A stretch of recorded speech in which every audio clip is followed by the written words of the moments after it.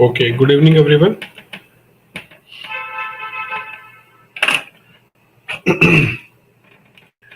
Good evening, Vishwas, CET Express, Psychic Sir RBI during neutral monetary policy stance do not do anything or can either increase or decrease the policy rate and reserve requirement. Which one is either or neither? Good evening, Acha.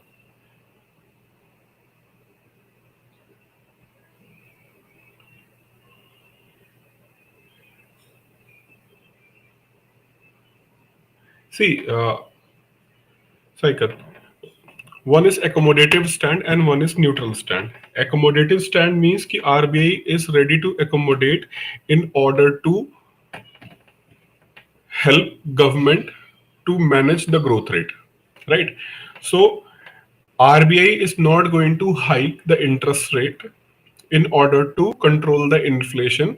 Means RBI feels that ki, okay, inflation is manageable, and now we have to help the government or to assist the government in order to go for recovery, right? Recovery or push the growth rate in the economy. So this is kind of RBI is ready to accommodate for growth rate. Whereas when RBI will went for the neutral stance means कि RBI is no longer trying to help the government or push the growth, right? It has taken the neutral stance. Neutral stance means कि RBI is not very much bothered with the growth rate. Its main task is what under the monetary policy framework, that is go for controlling the inflation. So when RBI is going to take the neutral stance, right, and inflation is rising, for example, right now, inflationary rates are rising, but it is also showing the positive impact in the economy because of increased flow of money in the economy. So in economy, money flow is increased, and that increased flow of money is helping the growth rate, but at the same time, inflation is also rising. Inflation is rising, but under control. Under the control means what? Under the threshold. It is under the threshold. Inflation is rising, but growth rate is also rising. So under the accommodative stance, it is means rarely possible कि RBI is going to increase the interest rate. But at the same time, if RBI is going to take the neutral stance in this situation, then definitely RBI is going to increase the interest rates. So neutral means what? Neutral actually it is means that कि RBI is no longer to push the government agenda of pushing the economic growth rate beyond certain point. Neutral means what? We are going to be neutral with respect to what is happening in the fiscal system. What is happening in the fiscal system, we are not going to bother with that. Rather than we are focusing on our task, that is control the inflation, right? So this has happened.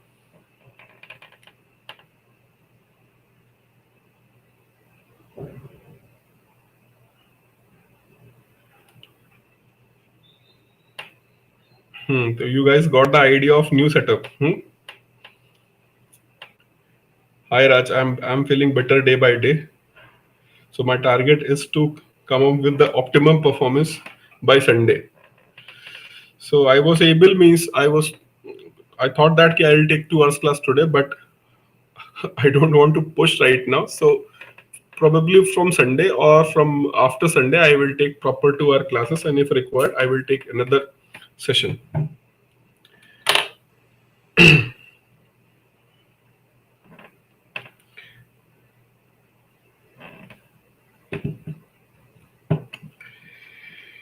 Raising inflation also increase the interest rates yield only when RBI is going to take the stand of increasing the interest rates. Until unless RBI is not going to increase the interest rates, bond, it is generally understood ki, okay, if inflation is rising, to tame the inflation, to control the inflation, the interest rates are going to be increased. And if interest rates are going to be increased, then bond yield is also going to increase. But right now it is not happening. Why? Especially in the Indian context, because RBI is not increasing any interest rates.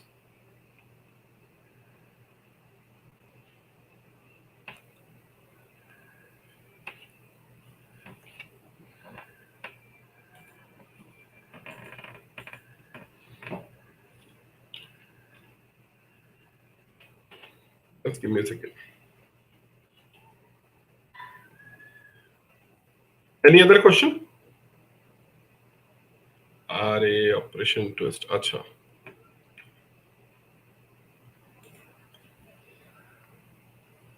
What is your doubt regarding operation twist?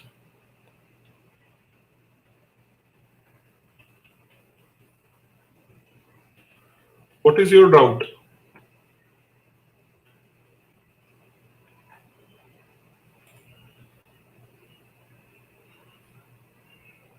Ask me your doubt.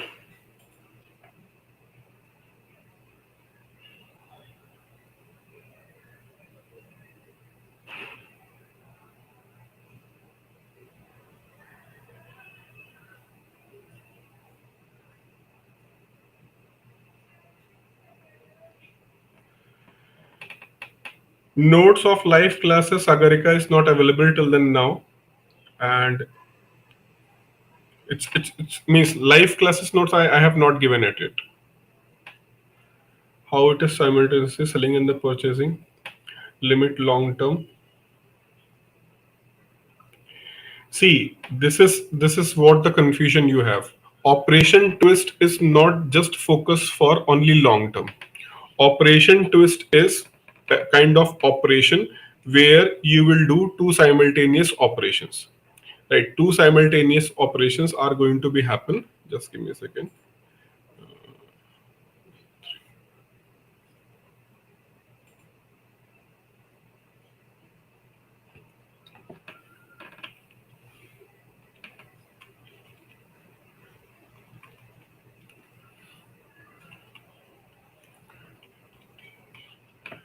Operation twist always have two objectives. One is for long term and another is for short term. Right. So operation twist is used what if you want what? If you want decrease the liquidity for the shorter term, listen very carefully. Operation twist can be used in the various scenario. The scenario is right now is what you want to decrease the short term liquidity, but at the same time you want have a proper liquidity in the longer run, right? Alternate is other option is ki for longer run you want to tame the liquidity, whereas you want to infuse the liquidity for the shorter term, right? So for short term we want to increase the liquidity. Either we want to increase the liquidity or we want to decrease the liquidity. At the same time, if we will say long term. So long term, we want to decrease the liquidity so that liquidity in the shorter run can be increased. Similarly, in the longer run, we want to increase the liquidity by how we can decrease the liquidity for the shorter term market, right? So the bonds which are available in the short term and long term, right? So we want to increase or decrease the liquidity. We want to increase the liquidity for the shorter term by how? We want to increase the liquidity for the shorter term by absorbing the liquidity which is available for the longer run. So longer run liquidity which is available, RBI is going to absorb it, right? So automatically the flow of liquidity is going to tilt towards only short term market. Similarly, you want to decrease the liquidity in the short term market. What you will do, you are going to push the liquidity for longer term market. Example, suppose that RBI want to decrease the liquidity for short term, right? So RBI want to decrease the liquidity for the shorter duration. What RBI will start doing under the operation twist, RBI want to decrease the liquidity for the short term. So RBI have to absorb the liquidity from short-term market. That means whatever the bonds, right? Whatever the bonds or treasury bills RBI do have, RBI will start selling that treasury bills in the market. Treasury bills are up to 364 days. So by selling of the treasury bills, whatever the liquidity is available for the shorter duration, it is going to be absorbed, right? So the sale of T-bills by RBI. Whereas at the same time, RBI will do what? Purchasing of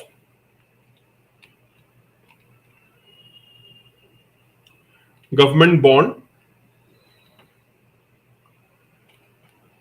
with duration of 5 to 15 years. So you will start purchasing whatever the bonds are available in the market, RBI will start purchasing that bonds. After purchasing, if I will purchase something from you, I will give the money. So RBI is going to increase the liquidity for the longer term market. At the same time, by selling the treasury bills, RBI is going to decrease the liquidity in the shorter term market. So at the same time, you are going to do this operation. That is why it is known as operation twist.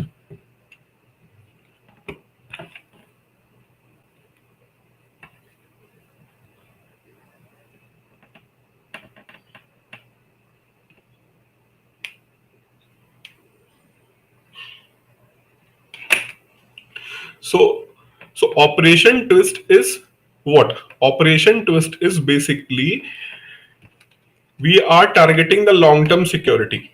If we are targeting the long-term security, for long-term security target, we will use short-term security as an what? As a means, right? We will use the short-term security as a means. Whereas if we are targeting the short-term securities, we are going to use instrument as a long-term security. So generally, what is the means? Rather than just forget about the operation twist. Forget about the operation twist. So what RBI generally do? If RBI want to increase or decrease the liquidity in the shorter run, RBI uses a treasury bill, selling and purchasing of the treasury bill. If RBI want to increase or decrease the liquidity in the shorter run, suppose RBI want to increase the liquidity in the shorter run, RBI को increase करना liquidity in the shorter run. So shorter run liquidity increase, what RBI is going to do? RBI is going to purchase the treasury bills from the market.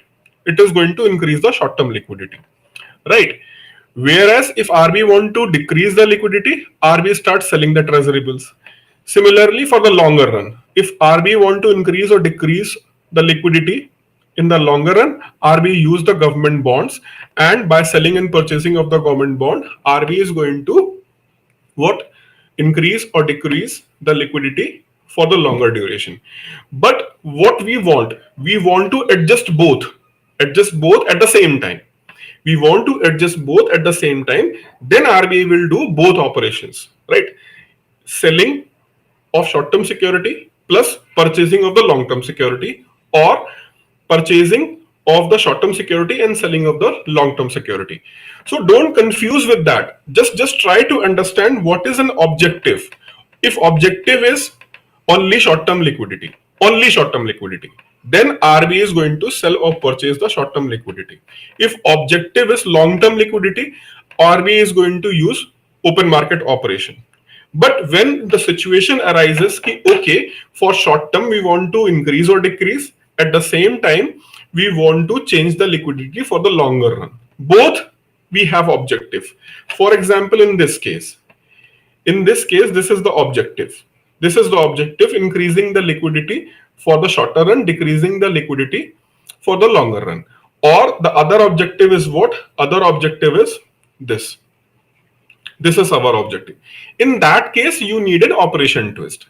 If you want what? If you want go for increasing both, or you want to go for decreasing both, then you do not need a what? You don't need an operation twist, right?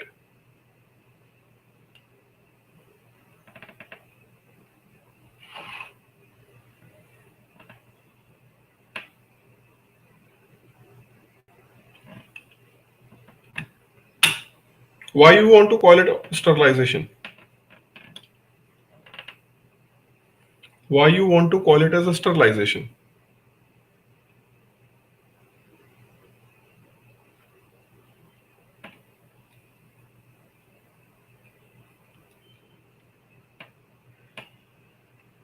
Hmm? Hmm?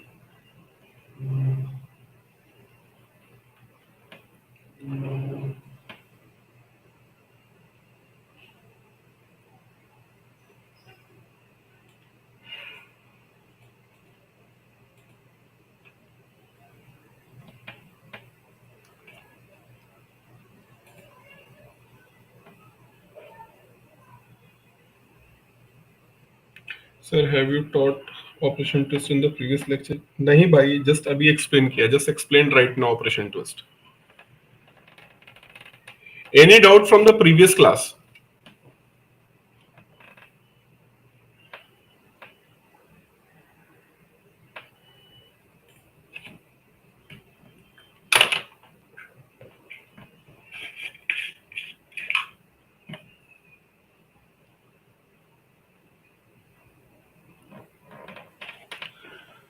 Sometimes students do ask why operation twist is being used in the current scenario, why it was not being used earlier.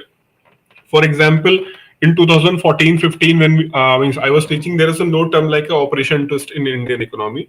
However, when your market economy grows, right, lot of the market instruments will come in the picture, right, and then when lot of things are going to be developed and it is going to be available in your economy, so operations are going to be little bit more complex.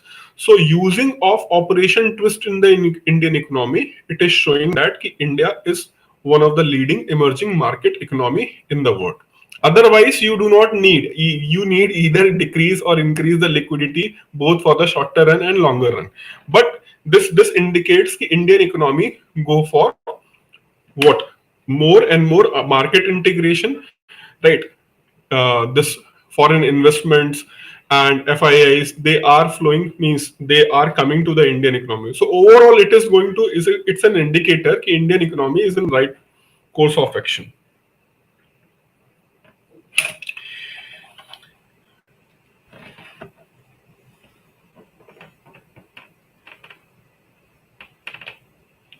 But here there is no use for the, there is no question of the liquidity trap. There is a no question of the liquidity trap. Sterilization generally required when you have an excess liquidity. When there is an excess liquidity, then RBI use this sterilization.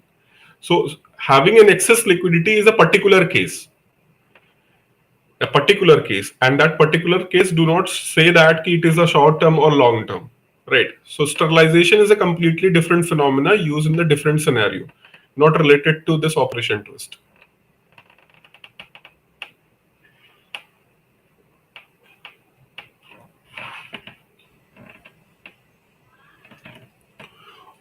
So okay, so in the last class we have did this portfolio manager. I have discussed the portfolio manager. Who is a portfolio manager? Generally, if you are a small investor and then you need only the help of broker, broker is going to do the suggestions. But as your profile is going to rise, you are holding the multiple securities, then you can have a portfolio manager who is going to assist you in the different management of that portfolios, which should be purchased or which should be sold it out. So you need a portfolio manager, right? And later on you can go for the company also, means you can take a consultancy of a particular company who is providing that services. Rather than just a manager, you can hire a particular firm who is going to provide you all these consultancy services, right? So today we have to start with what? Yes, another important part of capital market, that is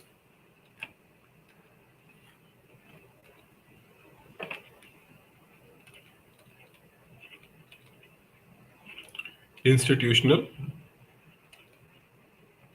investors.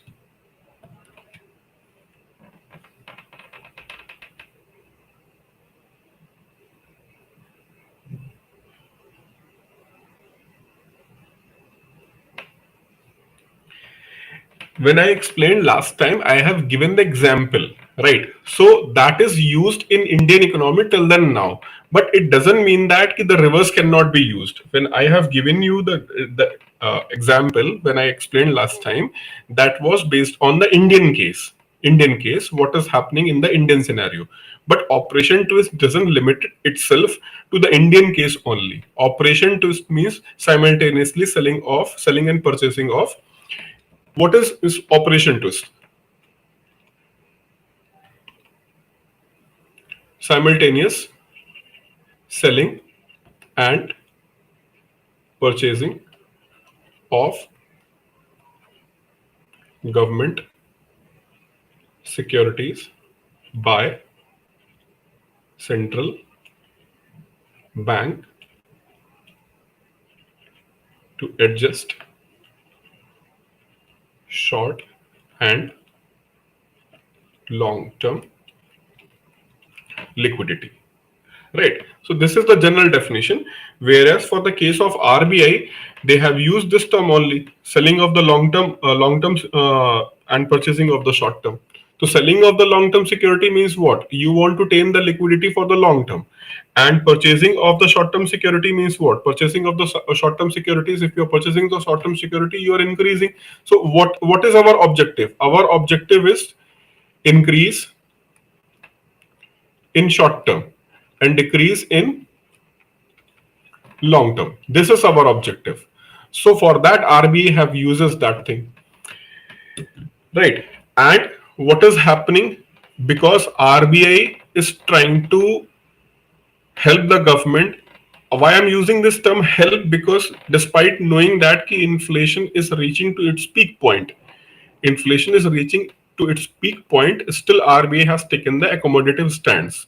Generally, it is not being seen कि RBI or central bank is going to be accommodative, right? For example, in US and European market, before this Ukraine and Russian war crisis like situation, what was the scenario? Scenario is that their central bank has decided we cannot go for accommodative stand further because the inflation in US is rising as the historical high level. So that's why they said that we are going to increase the interest rates. And if the increase in the interest rate by the US Federal Reserve, what it means that whatever the interest rate you are going to get by purchasing the treasury bond issued by the US government, right? If US government is issuing the treasury bond, the interest rate is 2.5%. And if their central bank is going to increase, now you will get the 3%. That means 0.5% extra I am going to get if I will purchase what? If I will purchase US treasury bond. That is going to result in what? Global investors who are going to see this, they start purchasing what? US treasury bond, and they will give their dollar to the US treasury, that is their central bank, right? Sorry, their Federal Reserve. So Federal Reserve is going to absorb the dollar. So Federal Reserve is going to absorb the dollar. Just understand from the US scenario. So US is facing high inflation. So liquidity of US dollar is going to decrease because they are going to increase the interest rate. But what is going to happen at global level? Because dollar is not just a currency of US, it is a currency which is used at global level for the purpose of trading and commerce. So if dollar is going to be sucked by whom? Dollar is going to be sucked by their Federal Reserve. Obviously, the demand of dollar is going to increase because supply is going to decrease.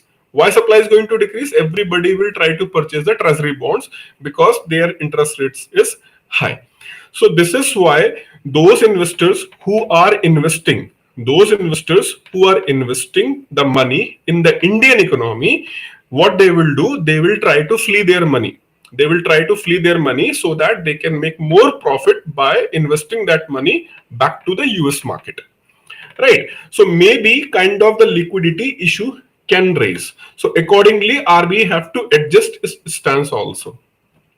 Right. So it's quite complicated thing. It's a quite complicated thing, and your exam do not need to such a high level of understanding. right? You just understand the basic things, that is sufficient for you. Even for the UPSC people, I generally do not recommend ki don't go for overthinking, because a lot of factors are being involved, and you may not know all those factors, right? Then you will be remain confused.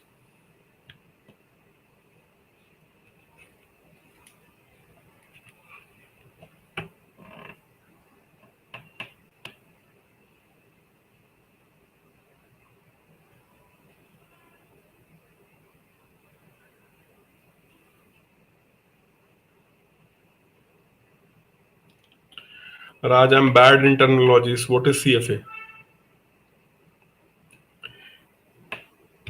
International relations and economy, और ये सब इतने सारे terms हो जाते हैं कि sometimes I get confused. So please clarify what is CFA first.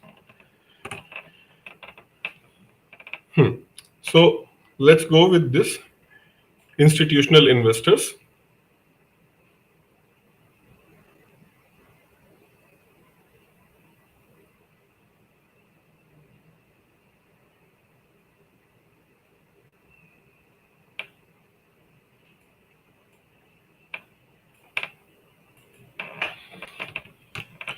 Institutional investors are like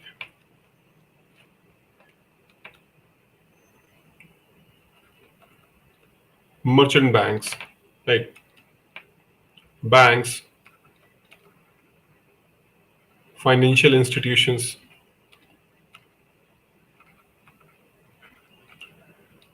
So they are known as institutional investors. Means it is not individual or group of individual, but companies or group of companies and or institutions. Institutions like pension funds, right? Pension funds.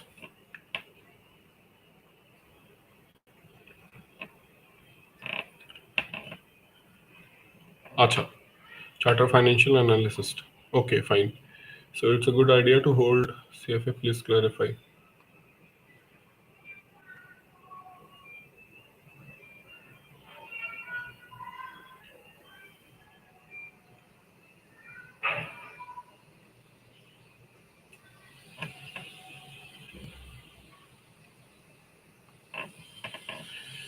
See, for as of right now, if you want to go ahead with the RBI Grade B, so you have to completely devote yourself for at least next 3 to 4 months. Next 3 to 4 months, you have to completely devote yourself for RBI preparation. Right, RBI preparation. Then again, you can go back to your part. But right now, you have to completely focus. Completely focus on what? RBI. If you are not going to devote yourself for RBI Grade B right now, you are not able to clear.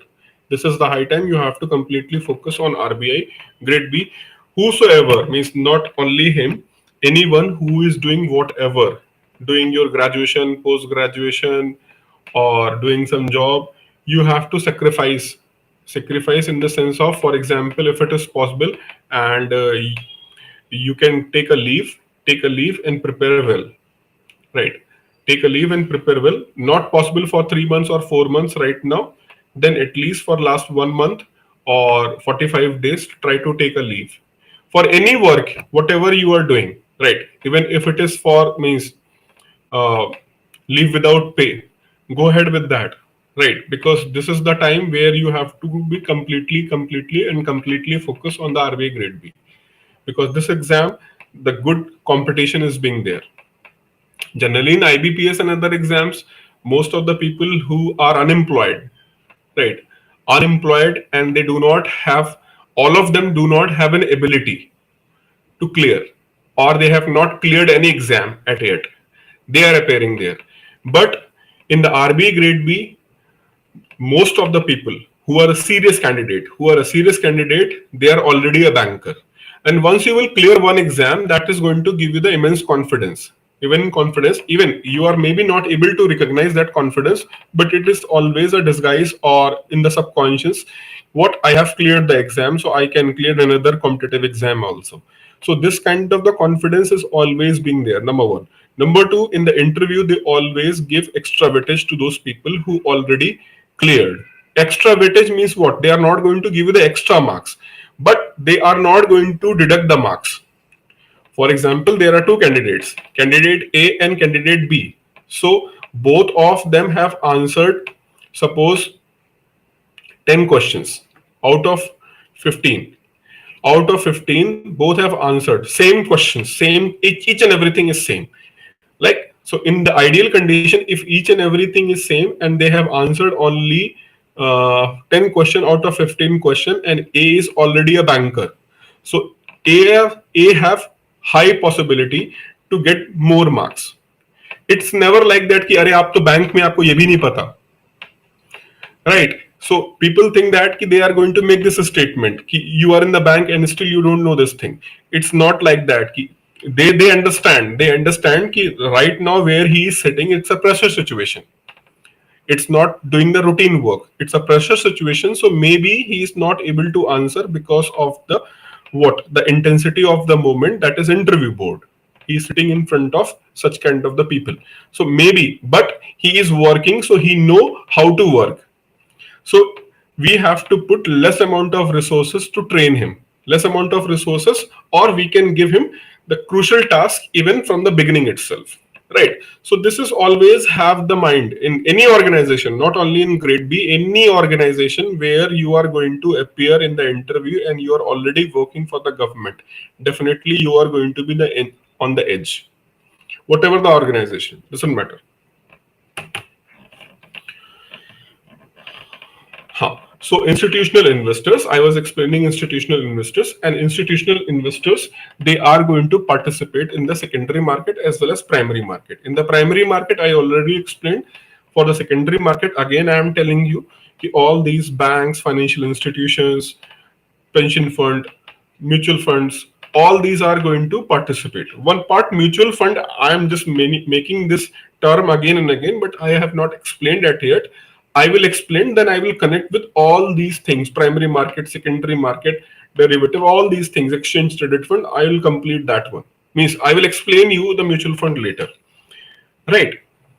So nothing is very much to understand in the institutional investor, but yes, when the institutional investors is going to prefix with F, that is foreign institutional investors. Foreign institutional investors, then you must have a sound knowledge about this thing because it may be asked in the exam. So foreign institutional investors, that means the investors who are from foreign country, number one, and they are not individual or group of individual. So why it is important? Because individual or group of individual are going to bring their investment, are going to bring that investment in the small quantity. Small quantity of investments are going to be done by this foreign investor who is sitting outside your country, and he is an individual investor. He is going to put, means, in the double digit or triple digit, or to max in the 4 digits. He is going to bring the investment. But these institutional investors of foreign countries, for example, Canadian Provident Fund. So Canadian government's Provident Fund, that Provident Fund have a huge ability to invest a huge amount in the Indian market, right? So they are going to be the impact institutions. They can impact, big impact, not only whatever the thing is available in the market, right? They can have a big impact not only on market, but also on foreign exchange market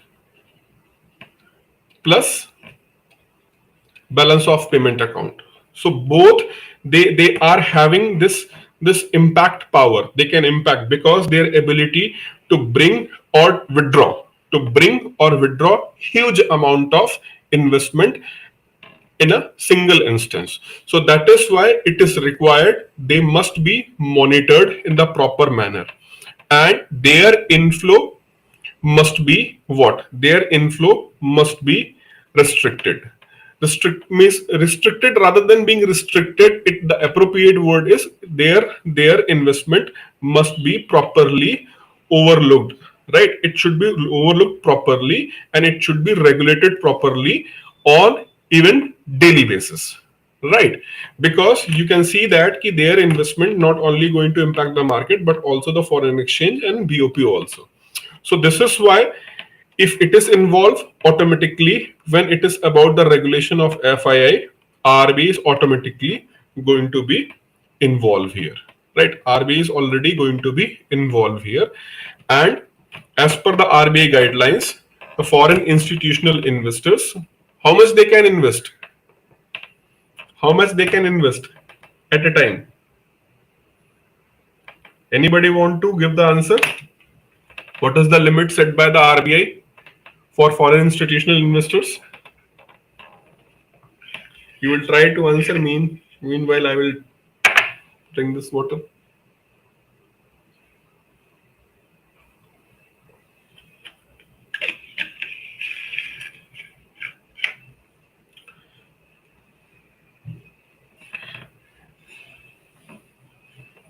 %10 of what?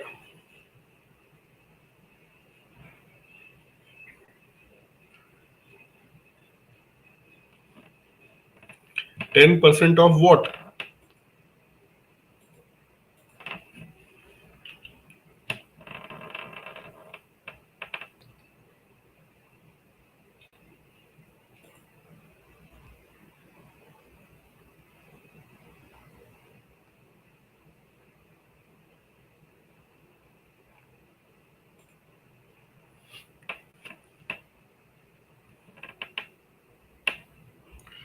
Total worth.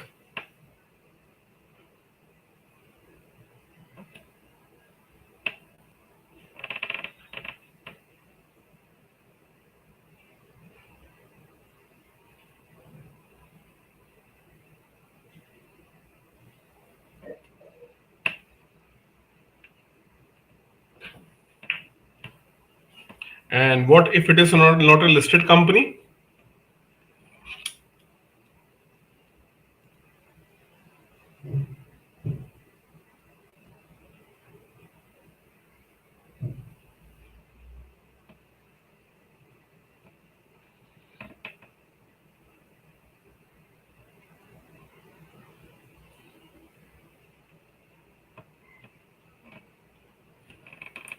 %10 of total market cap.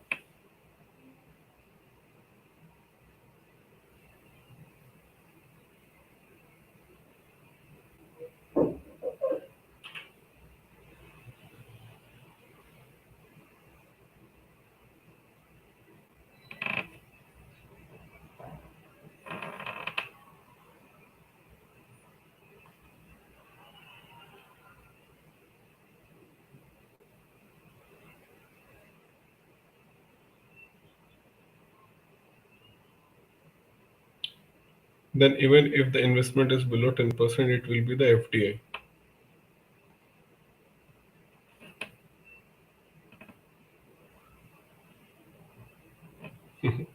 Okay, okay. I appreciate your efforts. So FIIs, as per RBI guidelines, they can go for up to 24% of paid up capital. Up to 24% of paid up capital for listed companies. But if they are banking company, then this amount will be what? This amount will be 20% of paid up capital, right? 24% of paid up capital for listed companies, but if it is a bank, it is 20% only, right? Okay, so here one more thing, it is not very rigid by the RBI, right?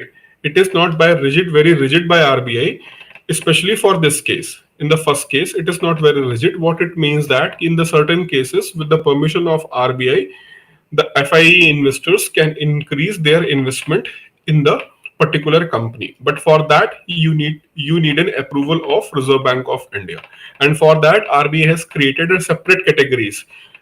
How much you can go for in the infrastructure companies, how much you can go for other kind of the companies, how much you can go for other companies. So there is a different categories where on the certain cases that investment can be further increased.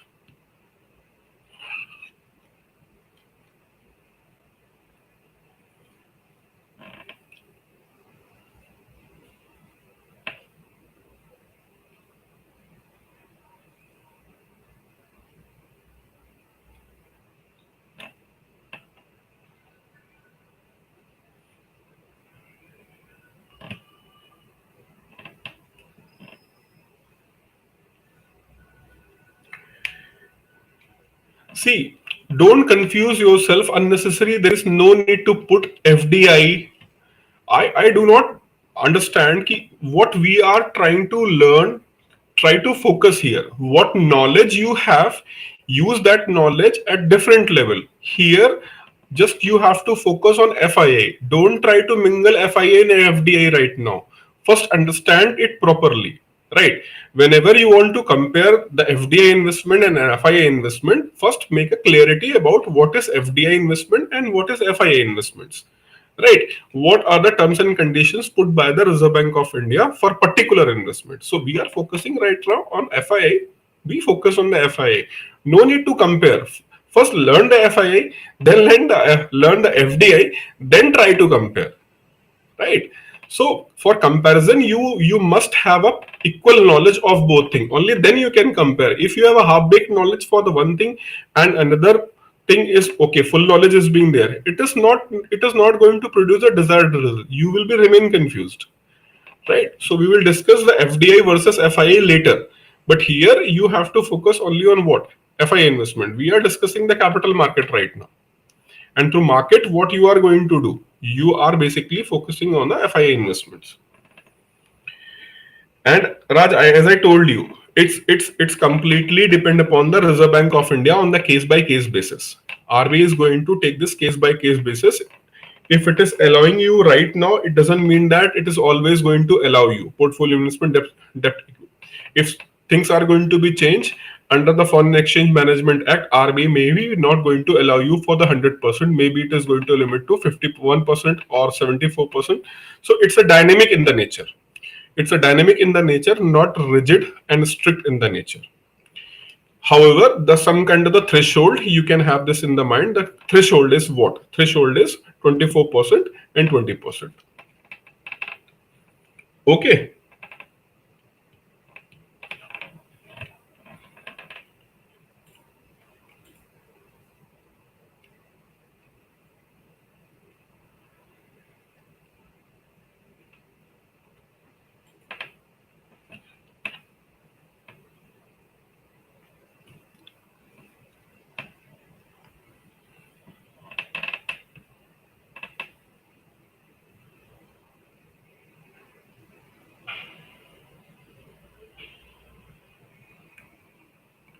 Any other doubt in this regard?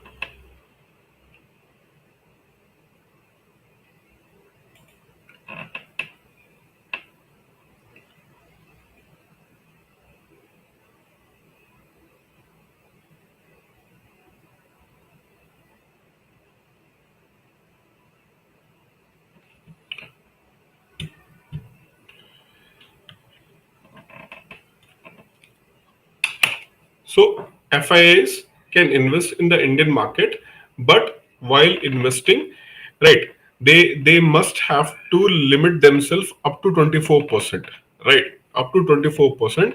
And if it is required, RB can put further terms and conditions regarding their investments.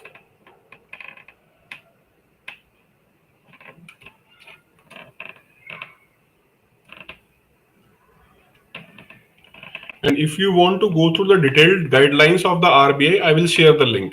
I will share the link if you want to read all those detailed guidelines. If you're interested to know further, I'll share the link. You can read all the terms and conditions put forward by the Reserve Bank of India. Just give me a second.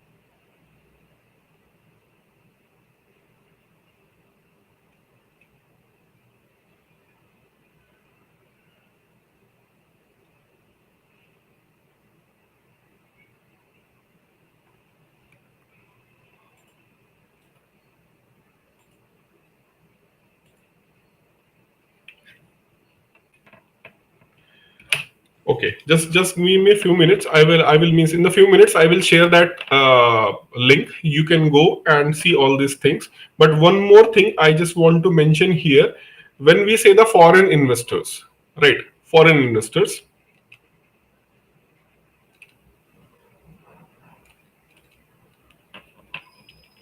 foreign.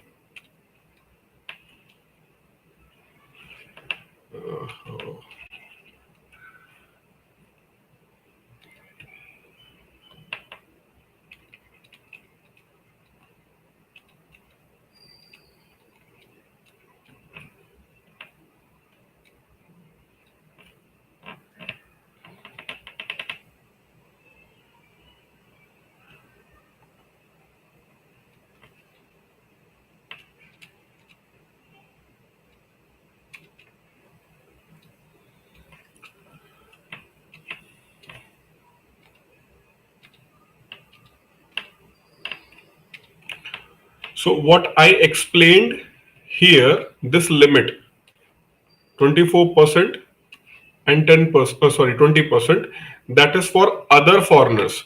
For these NRIs and PIOs, it is 10% only.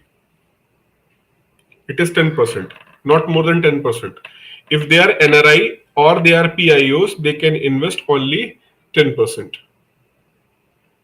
right? Not more than 10%. What it means that if any NRI, non-resident Indian, is heading any kind of foreign institutional investment, suppose that there is one company XYZ, that XYZ is headed by an NRI, non-resident Indian, right?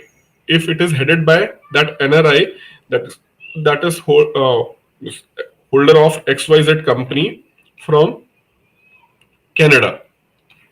There is a Canadian company XYZ and it is owned by what? An NRI, non-resident Indian.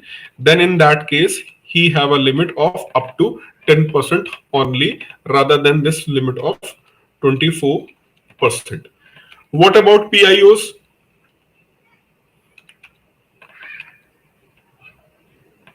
Who are the PIOs?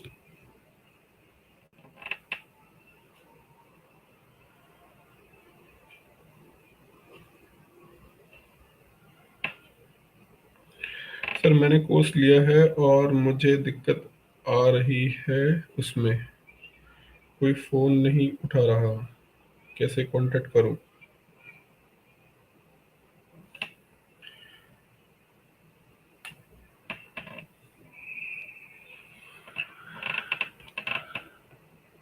Ramesh, आपको जो भी issue है आप मुझे एक बार क्या करो, आप मुझे टेलीग्राम पे जो भी आपका इशू है वो पिंग कर दो. I will send share the screenshot and your contact number, you will get the call back. ठीक है, आप अपना जो इशू है वो अपना कॉन्टेक्ट नंबर लिख के मुझे टेलीग्राम पे डायरेक्टली पिंग कर दो. I will share and you will get the call back. Maybe some issue was there generally, otherwise Ashok ji to pick the call and he'll resolve the issue. Maybe because of some reason it is slipped, no worries, right? Just drop a message to me, I will share with him and he will resolve your issue. Person with Indian origin, but how you are going to define the person with the Indian origin? How many of you are person of Indian origin? How many of you are a person of Indian origin? Are you person of Indian origin or not? This question to all of you. Are you person of Indian origin? Yes or no?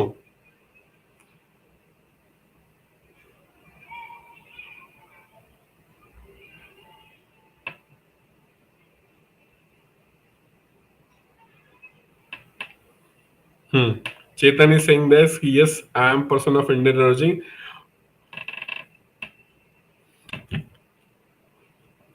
Who else is a person of Indian origin? Vikas, Raj, Saikar, Chandni, Deepti, CET Express.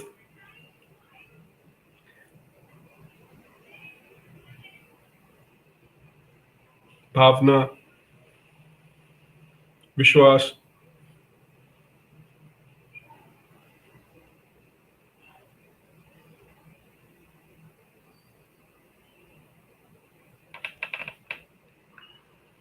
तो विकास फिर NRI कौन होते हैं? If they are पीआईओस जिनकी family India में रहती है and they are living outside the India, they are PIO, then who are NRIs? Non resident Indian.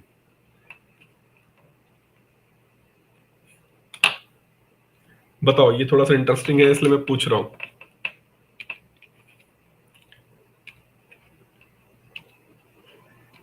NRI, PIO.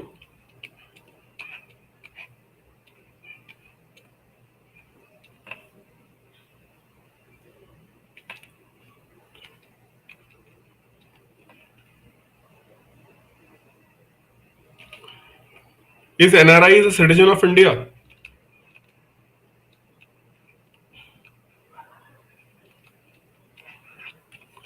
Is NRI a citizen of India? Yes or no? Is NRI a citizen of India? Yes or no?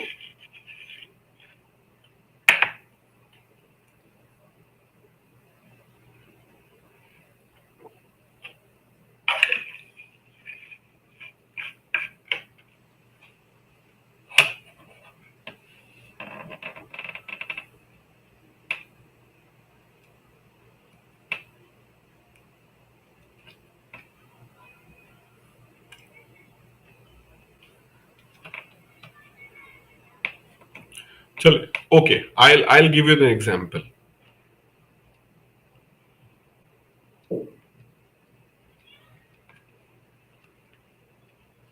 Chotu. So Chotu lives in India. He is an Indian citizen, right? So Chotu lives in India. He is an Indian citizen, right? But what happened? Chotu got an opportunity to go to US, right? So initially he went to US for 1 year. Chotu went to US for 1 year. So if you are not staying in your country, if you are not staying in your country for more than 6 months, you are out of your country for more than 6 months, you can be categorized as a non-resident Indian. You are not residing in India, right? You are not residing in India, so you will get a status of non-resident Indian, right? But still the term Indian means what? Indian means still you are a Indian citizen who is not residing in India. Fine. So he went to US, Chotu went to US for 1 year, right? Chotu went to US for 1 year. From US, he was staying for 1 year, but he further extended his residence in the US for another 2 years. So still he is living in USA. After 1 year, he is still living in USA. 2 years, but still he is what, having the Indian passport, right? In US, Chotu has switched his job and he joined some US company, right? He went to US with the Indian company who is having the office, right? In USA, he was working there, but later on he switched, right, to another US company. And again, he stayed there for another 6 to 7 years. Still, he is a non-resident Indian. But after 6 to 7 years, he applied for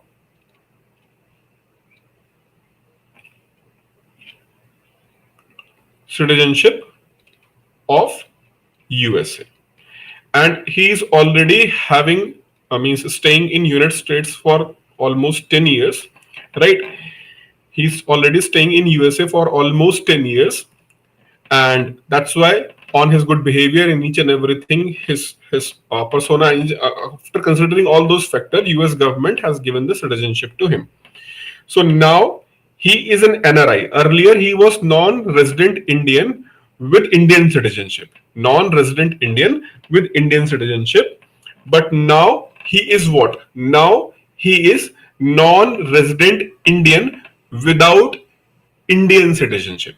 He is non-resident Indian NRI without Indian citizenship. That means all the benefits,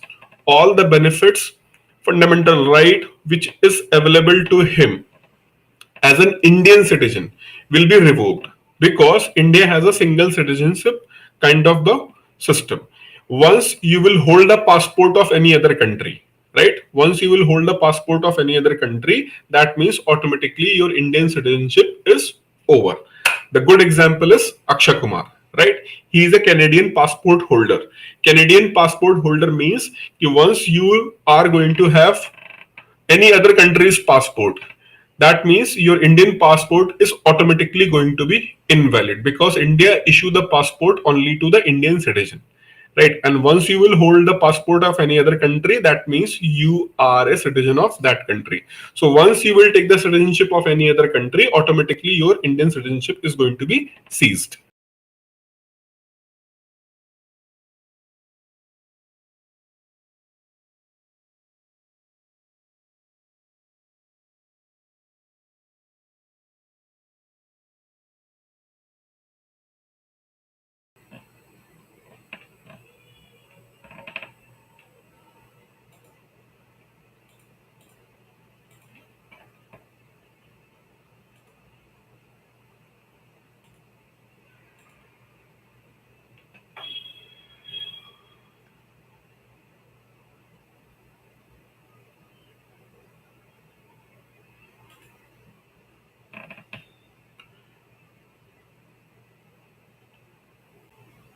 Is voice and videos available right now?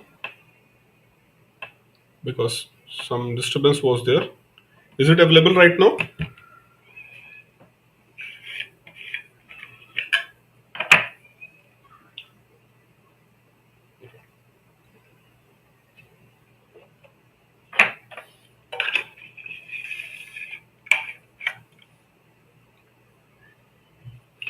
Okay. So this Chotu, who went to the US initially for a temporary basis, but later on he took the citizenship of USA. Right. Okay. So he will be remain NRI. NRI with Indian citizenship, NRI with non-Indian citizenship. So it is the categorization of non-resident Indian. Now suppose this Chotu got married with US person. Right. He got married with the US person. Right. He got married with the US person and now he is US citizen. He is a US citizen and he got married with another US citizen. Fine.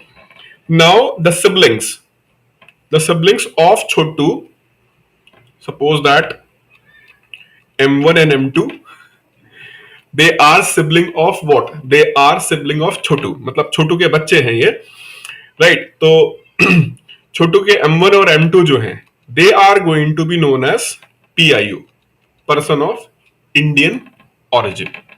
They are going to be known as person of Indian origin because their father was from India. He was from India and they have Indian roots. So, person of Indian origin. So, the origin of M1, M2 is coming from India. So, that's why you will be known as person of Indian origin. It means clearly PIOs are not Indian citizen, neither NRI nor citizen. They do not have this status, right? They do not have this status. So, person of Indian origin means what? Person of Indian origin means who is not Indian citizen, number one. His or her both parents or one parent was having Indian root. Both parents or one parent was having an Indian root, right? Fine. Now, if M1 and M2, M1 and M2 who are US citizen, they are US citizen and they got married, N1 and N2. They are person of Indian origin, okay? They got married with whom? They got married with another US citizen. Then A1 and A2 born. So A1 and A2 will also get the status of person of Indian origin. Means two generations. Two generations can be considered as a person of Indian origin. So first Chotu, he was NRI with Indian citizenship. Then he become what? He become NRI with non-Indian citizenship. Right? He got married in US. Babies were born. They are known as person of Indian origin. Those kids, when they become young, right, they got married again and they got the kids. Those kids are also going to be having a status of person of Indian origin. So till then, two generation we will consider people as an Indian origin people, right? So this is the status of person of Indian origin and NRIs. I hope clarity is being there. So who is going to have a maximum benefits? Means in India, the NRI who still have an Indian citizenship. He even can vote in India also, right? But NRI with non-Indian citizenship, like Akshay Kumar, he cannot vote. He cannot vote. Why he cannot vote? Because he do not have an Indian citizenship, so he cannot vote. So those NRIs who are living for more than 1 year or 2 year, right? So they have to apply. Okay, I am a non-resident Indian. So they have to apply the election commission. Okay, I am a non-resident Indian, but still I have an Indian citizenship and I want a voter ID card. Voter ID card to vote in India for Lok Sabha election or local election, whatever. So there is a process you have to follow. The process must be followed. For NRI who is non-Indian citizen means he is not an Indian passport holder anymore, then he is definitely not going to get this right. Right. Further, the PIO, person of Indian origin, no such kind of the rights, only the cultural things and few some facilities to get the visa easily to visit India. Such kind of the facilities will be available, but no extraordinary financial benefits will be there. Extraordinary financial benefits will be not available there, but gradually over the years, what Indian government is doing, Indian government every year organize a what? Indian diaspora. Indian diaspora means the people who have a root from India. For example, in the islands of West Indies, lot of people are from Indian origin, right?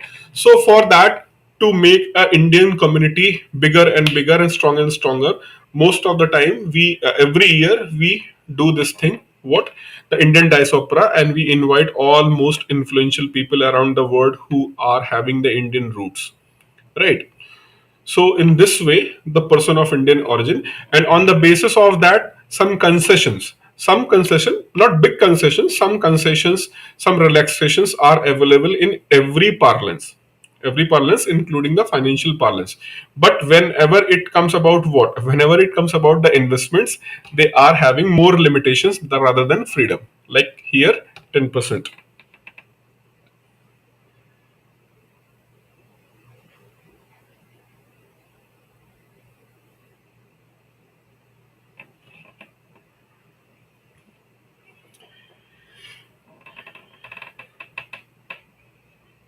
Both are NRIs. Both are NRIs. Non-resident Indian. Both are NRIs. Geeta Gopinath. Sundar. Sundar Babu is still is he is having the status of NRI. He got the US citizenship, that's fine, but he will be remain as NRI only, not a person of Indian origin.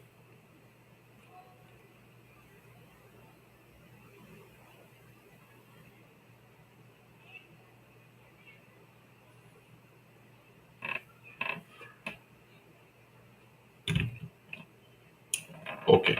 Now let's move to what?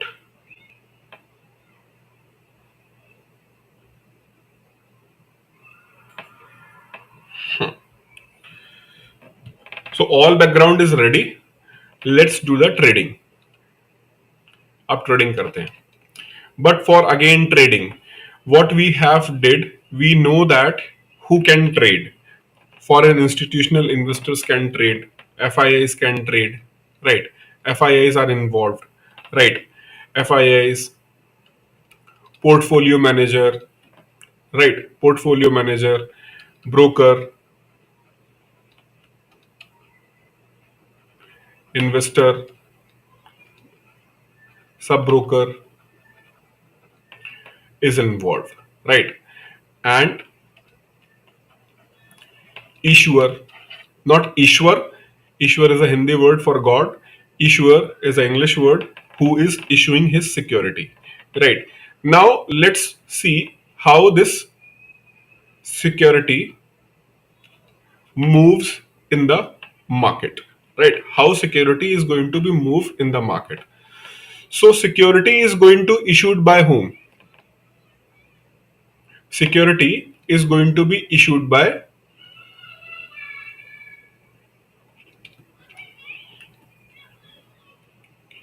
issuer. Issuer is going to issue that security, right? Where? Primary market, right? He will issue this security at primary market, right? And the intermediaries like merchant bank and the issuer, registrar issuer, all they are going to be responsible for the purpose of transferring that security from primary market to investor. In the primary market, investor, this security is going to be in the primary market, and from primary market it is going to be held by the investor, right? Till the 1990s, these securities were used in the materialized form. These securities are used in the materialized form. That means in paper, in physical paper, right?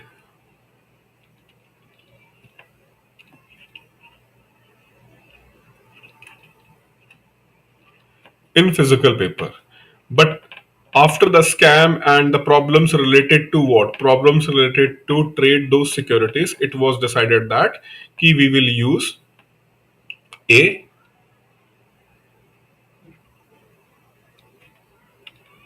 dematerialized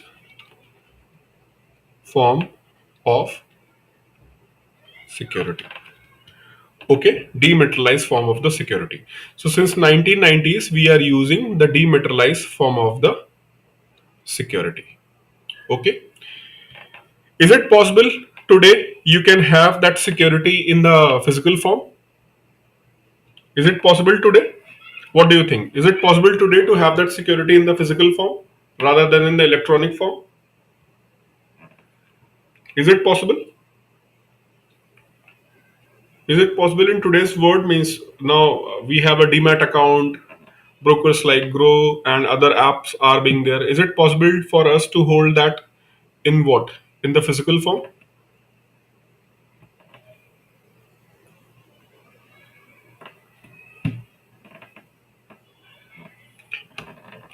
Answer is yes. You can have. You can have. You can have, but there is a catch. You can have in the physical form, but for trading, it must be in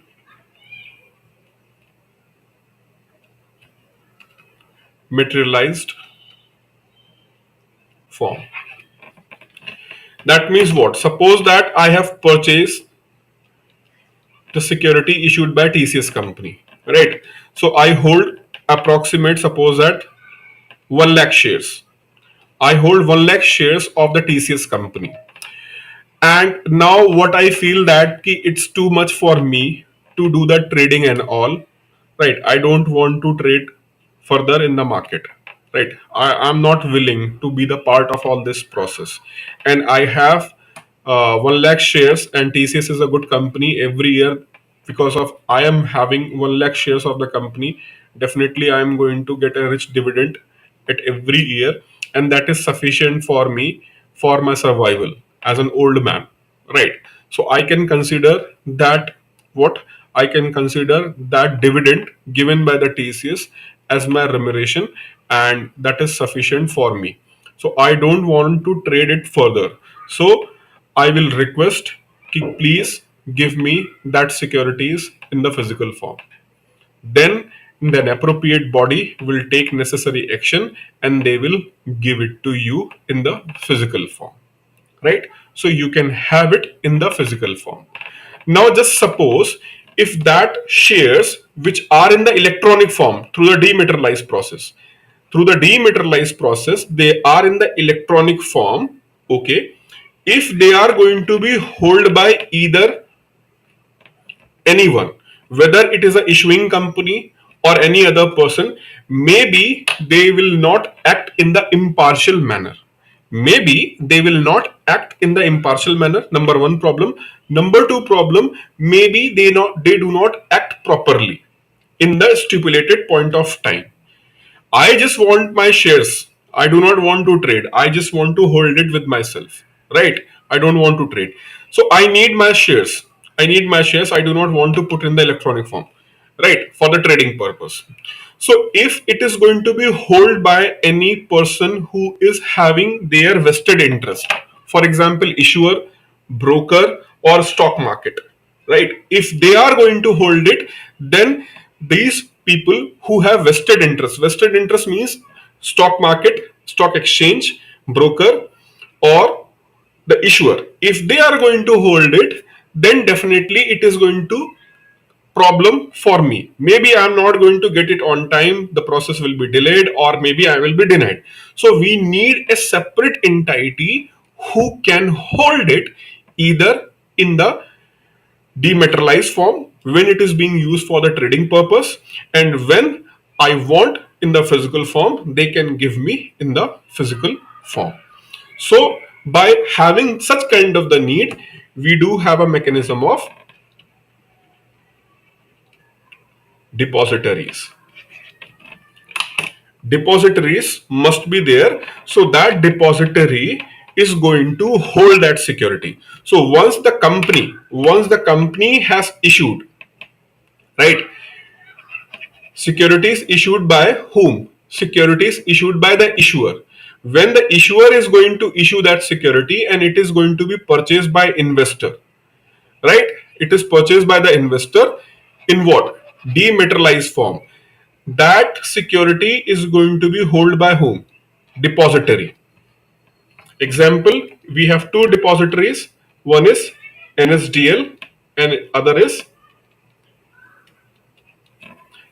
NSDL stand for, and CDS stand for, NSDL stand for National Security Depository Limited. CDSL stand for Central Depository and Securities Limited. So they are the two depositories. This is basically National Stock Exchange, and it is with Bombay Stock Exchange, right? So these are the two depositories. So depositories are going to hold your securities. Depositories are going to hold your securities basically in the electronic form. They are going to hold it in the electronic form. So depositories main purpose is what? To hold it in the electronic form. They are going to hold it in electronic form. But as I told you, if I am interested to give it up the trading system and I just want to hold those shares which I have, I can request to whom? I can request to depository ki kindly give me those shares in the physical form. So your request will be checked कि whether actually you do have the shares or not. I just told them NSDL कि I have 1 lakh shares. I have 1 lakh shares of TCS. Just give it to me. So NSDL first it is going to do what? NSDL it is going to verify whether you do have it or not. After verifying process, they will give you the form. You have to fill that form, and next few days you are going to get your securities in the physical form. So this is how you can get it in the physical form. So if somebody is going to ask, can you hold securities in the physical form? Yes, but with the condition. If somebody is asking, is it possible to trade securities in the physical form? Answer is no. You cannot trade the securities in the physical form. You can trade the securities only in the electronic form so that it can be monitored by the depositories. Right? So India have two depositories. I hope what depository means is it clear? And we do have two depository agents. One is NSDL and another is CDSL, right? So these are the role of depositories. Is it clear? Earlier, earlier when there was a physical form, another term was popular rather than depositories. It was custodians. When it was in the physical form, when it was in the physical form, then it was held by custodians. But the job of custodians is replaced by whom? Depositories. So depositories has replaced the role of custodians. So question arises, is custodian job is irrelevant today? Is the job of custodian is irrelevant today? Answer is no. Their role may be replaced by these depositories in the stock market, but custodians are still relevant, especially in the case of what? Especially in the case of mutual funds. Mutual funds are subject to market risk. Please read the offer document carefully before investing. Why they say that? Because whatever the investment you are going to do, they are going to invest in what? They are going to invest in the securities, right? And that securities is held by custodian. So custodian is still relevant whenever there is a trade or any business which is related to the gold or gold bond. So the physical form of the gold is going to still hold by whom? Custodians. So custodians' job is irrelevant now in the stock market, but anyhow they are still relevant for the gold related trades. Plus, they are also relevant with respect to the mutual funds operation. So I hope the definition of custodian and depositories is clear. Yes, you can hold the securities. You can hold the securities in the physical form, but you cannot trade it in the physical form. You must go for it electronic form. Right?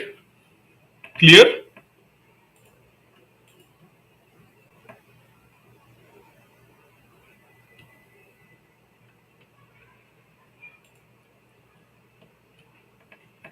Any doubt with respect to depositories and custodian?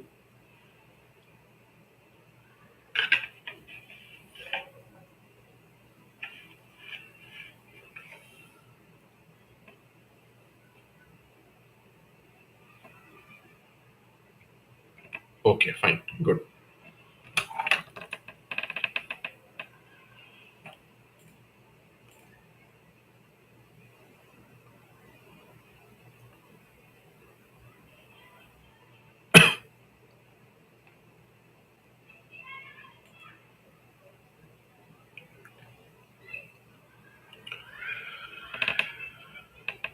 Now, one more thing which is related to this thing is because securities are going to be available in the electronic form only for the trading, right?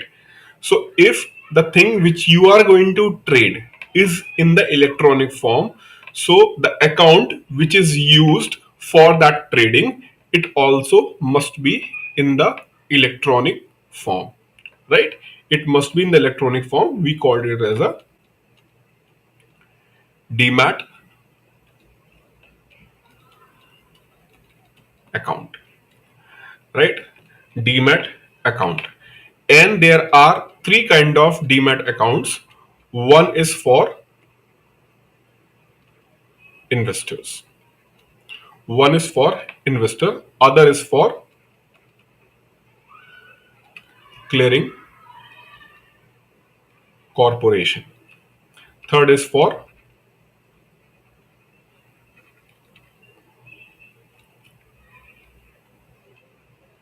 intermediaries. So now question arises, what is clearing corporation, right? What is clearing corporation? Investor who want to sell, right? Broker, right? Broker.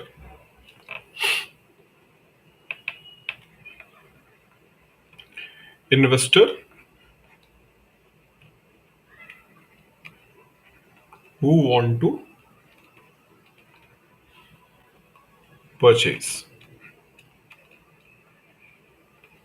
Broker.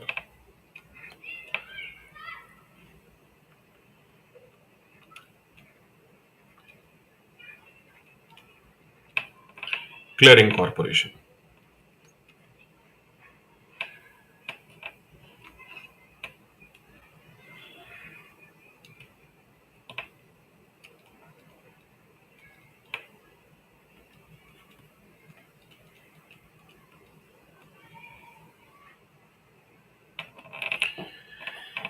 See, investor who want to sell, he is agreed ki okay, I want to sell this security.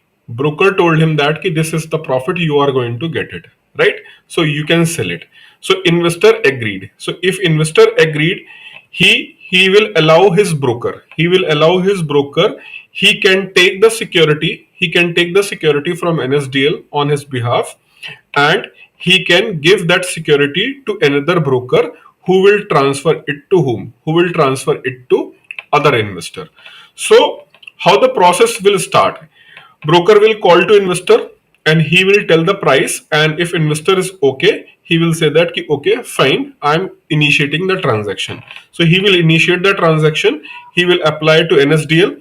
So this investor must be identified ना, this must be identified, who is he. ठीक है, राम भरोसे नाम से काम नहीं चलेगा ना कि आई एम राम भरोसे. So you must have an identity, you need a demat, right? So you will be identified. Broker also need what? Demat. He must be identified. Who is doing this? Who is selling on the behalf of investor? So he must be identified. So NSDL will identify through what? Through Demat account of investor. He is going to identify the broker with his Demat account. Then who is doing this means who is settling this transaction. Who is settling? The clearing corporation.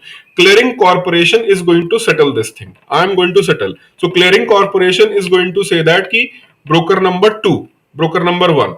So he is going to, clearing corporation will say that ki broker number 1 give the security, and clearing corporation is going to say to whom? Broker number 2 pay the money.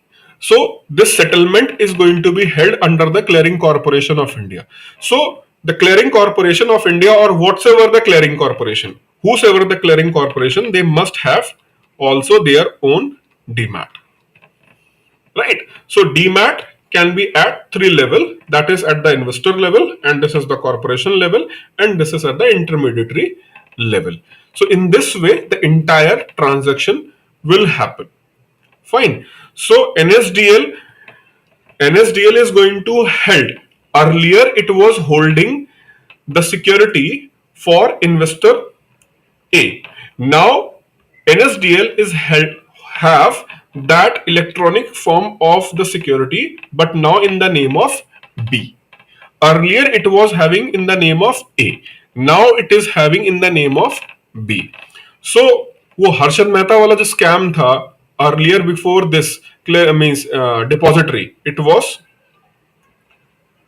custodian, right? So it was custodian who is holding those securities in the physical form. So a lot of discrepancies, time lag, all these things were there. And that time lag between this transaction, the time lag between this transaction was effectively utilized by Harshad Mehta. The time lag, what time lag is being here, the custodian.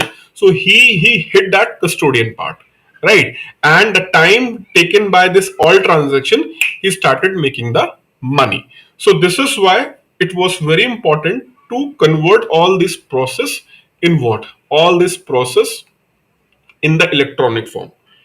In India, the IT, information technology sector, was present from even 1985 onwards.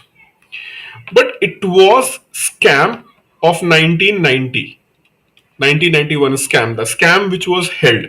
And that scam was held, then IT solutions like electronic trading through software defined things, right, started.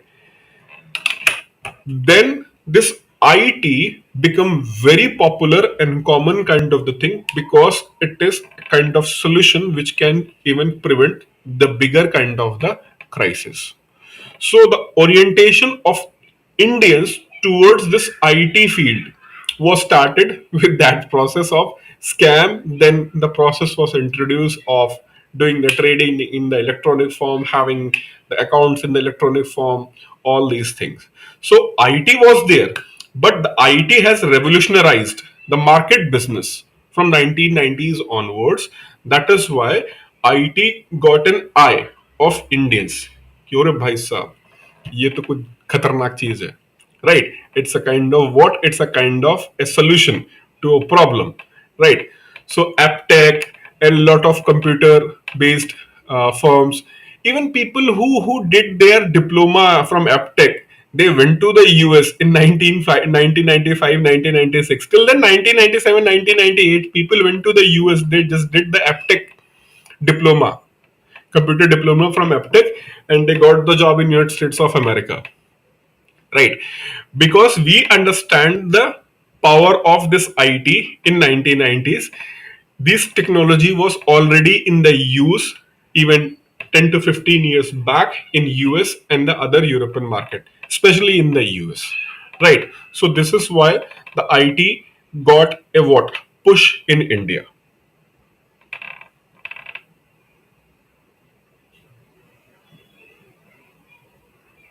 Clear?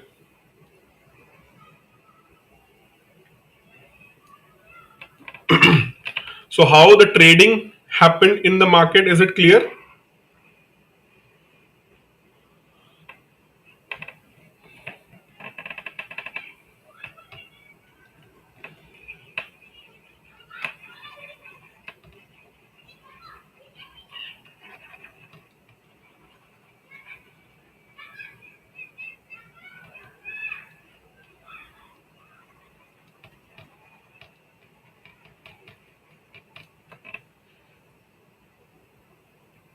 Any doubt?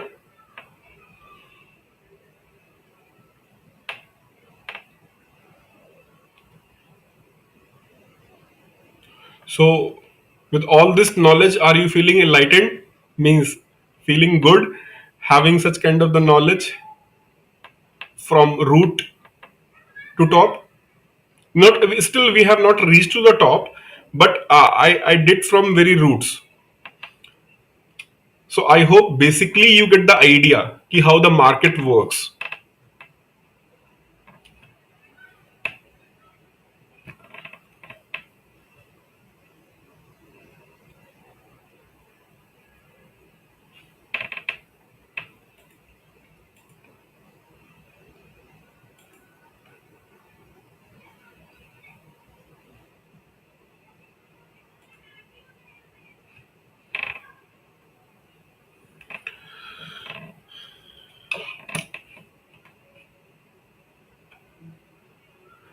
So here I'm winding up the class, today's class. In next class, uh, actually here what I have explained, here the clearing corporation is involved. There are certain instances when you do not need a clearing corporation, right? There are certain instances where the clearing corporation is not required. When clearing corporation is not required, suppose that there is an agreement between two companies, right? Agreement between two companies, A to B. So these two companies agreed by, and what, an instrument of, by a law they have created an instrument, and by law they are going to transfer. So the role of clearing corporation is not required. The clearing corporation role is required when there is no kind of bounding law, but A and B has decided, right? A has decided to purchase the shares of B. A has decided to purchase the shares of B by paying some amount, right? So in such cases, you do not need the clearing corporation, right? In such kind of the cases, the direct deal can be done. The direct deal can be done between what? Investor A to investor B. But NSDL will be remain there.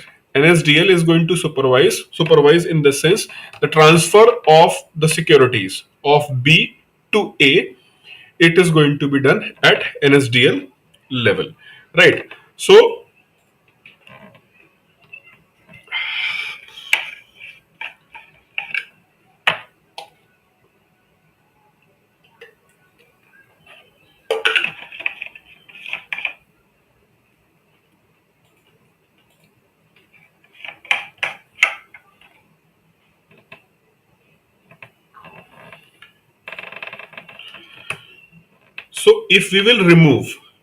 if we will remove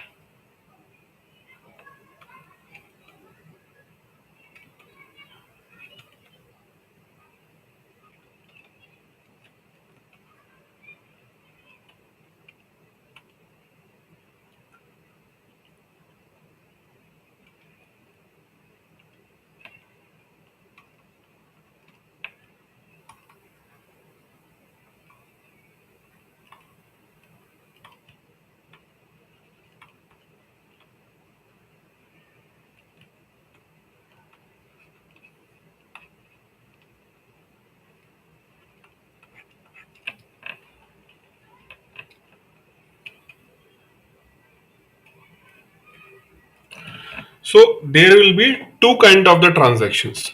There will be two kind of the transaction. One is off the market transaction. What is off the market transaction?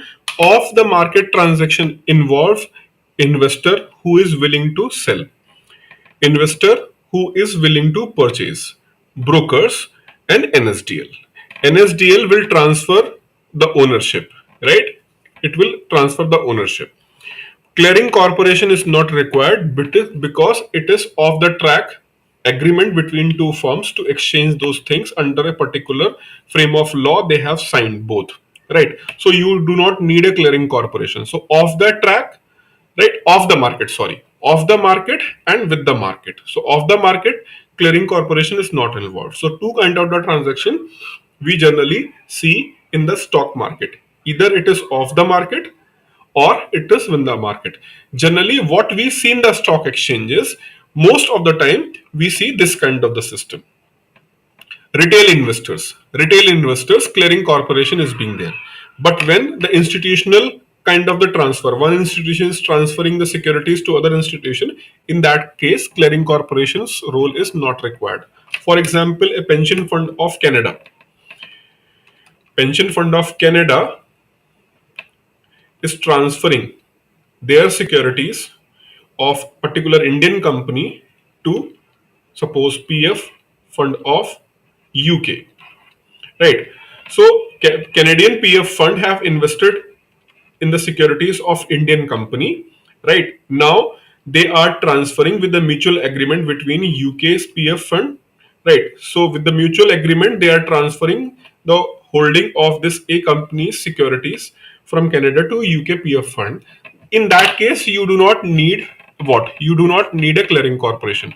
But if a Canadian investor or an Indian investor, right, who want to transfer its holding to another investor against the money paid by him, in that case, we need a clearing corporation, right?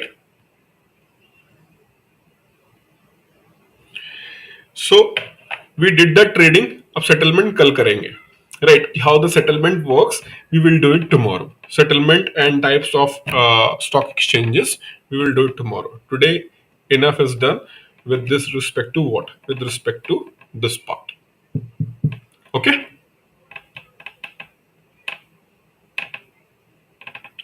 Descriptive शुरू करेंगे cycle. Don't worry. Just see this part is little bit more tricky in the nature, right? Actually, to make you understand, I have to put an extraordinary effort. Means I'm not just trying to praise myself on my own. I'm just telling you ki the much effort is required. The much effort is required from my side or whosoever. Not just me.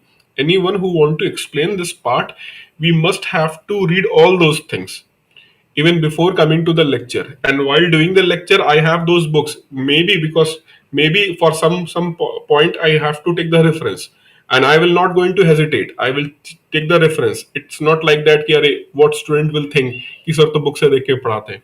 Whatever you think, it doesn't matter. The matter is you should understand it properly. So let me finish this part, means especially the capital market part. Once it will be over, I will start giving the descriptive. ठीक है. So, chalo then. Okay. Good night for today. We'll meet tomorrow for the rest of the part.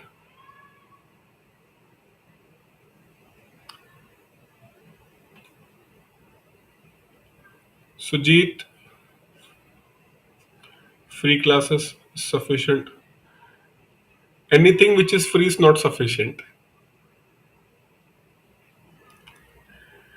Okay. Then good night. Good night, Dipti. Good night to all of you.